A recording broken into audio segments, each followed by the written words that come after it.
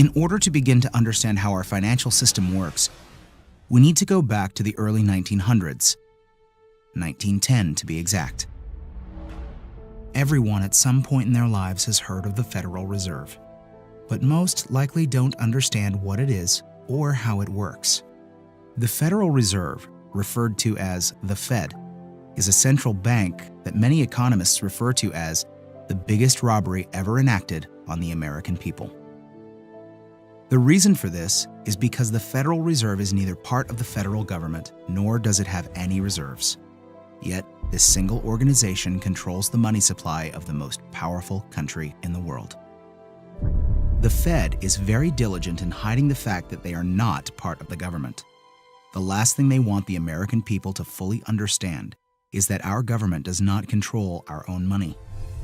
In order to achieve this, they were very clever and decided to call their institution the Federal Reserve. And by labeling themselves this way, the general public never thought twice about who was in control of the country's money supply. If the Federal Reserve is not part of the government, then who controls this private organization and how did this come to be? The answer to this question is what changed the course of our country forever. In November of 1910, a secret meeting took place of 6 bankers and economic policymakers who represented the financial elite of the Western world. It was hosted at the J.P. Morgan estate on Jekyll Island in Georgia. In attendance was Senator Nelson W. Aldrich, Abram Piatt Andrew Jr., Assistant Secretary of the Treasury, Frank Vanderlip, President of National City Bank of New York, Henry P. Davidson, Senior Partner of J.P. Morgan and Company, Charles D. Norton, President of First National Bank of New York, Paul Warburg, Director of Wells Fargo, Benjamin Strong, the emissary for J.P. Morgan and, coincidentally, the first president of the Federal Reserve. Years later, Frank Vanderlip referred to this meeting as the actual conception of what eventually became the Federal Reserve System. This meeting was so secret at the time that not even the names of those who attended were mentioned to the servants who lived and worked on the island. The men who attended came on a late-night train, claiming to be on their way to a hunting expedition, but instead, these bankers met with Senator Nelson Aldrich to draft what would eventually become the Federal Reserve Act. This private meeting, attended by some of the most powerful men in America, was strategically designed to take control of our country's money supply and to achieve ultimate power in America.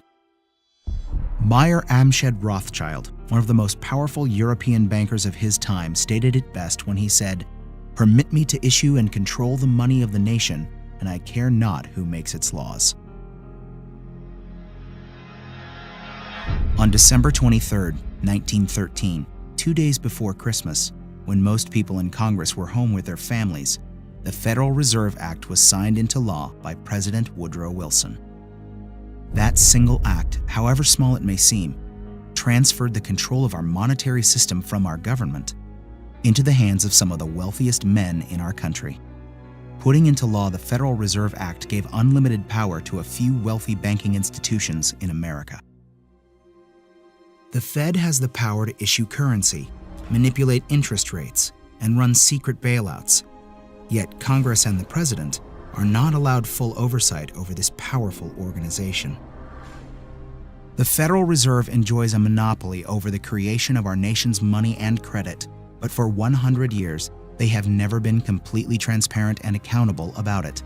And we don't have to look back too far from today to see what it looks like in real life.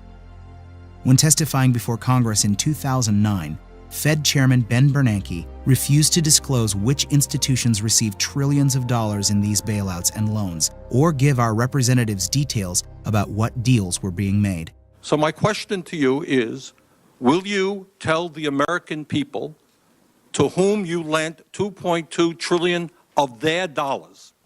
Will you tell us who got that money and what the terms are of those agreements?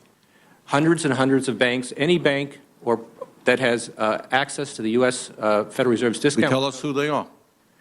No. In an interview with Treasury Secretary Timothy Geithner, he makes the stunning assertion that conducting a full audit of the Federal Reserve, something never before done in its 100-year history, is a line that we don't want to cross. To be denied full transparency of these transactions after U.S. taxpayers contributed over $16 trillion to these bailouts and loans is unthinkable and unconstitutional. It is our right as American citizens to know where our money is being spent. It's very ironic that if you don't give the IRS full transparency with your finances, you go to jail. But if you're a private organization of elite bankers that controls the money supply of a country, you're free to do as you please without full oversight. This private organization is arrogant in the fact that the same accounting laws that apply to the rest of America do not apply to them.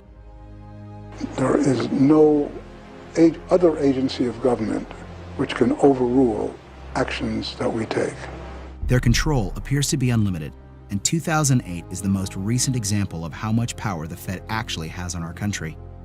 Many of us were told in private conversations that if we voted against this bill on Monday, that the sky would fall, the market would drop 2,000 or 3,000 points the first day, another couple thousand the second day, and a few members were even told that there would be martial law in America if we voted no. That's what I call fear-mongering. The elite banking institutions took trillions of dollars worth of risk, and when they lost their bets, they threatened politicians to use taxpayer money to bail them out, or else we would face an Armageddon type of scenario.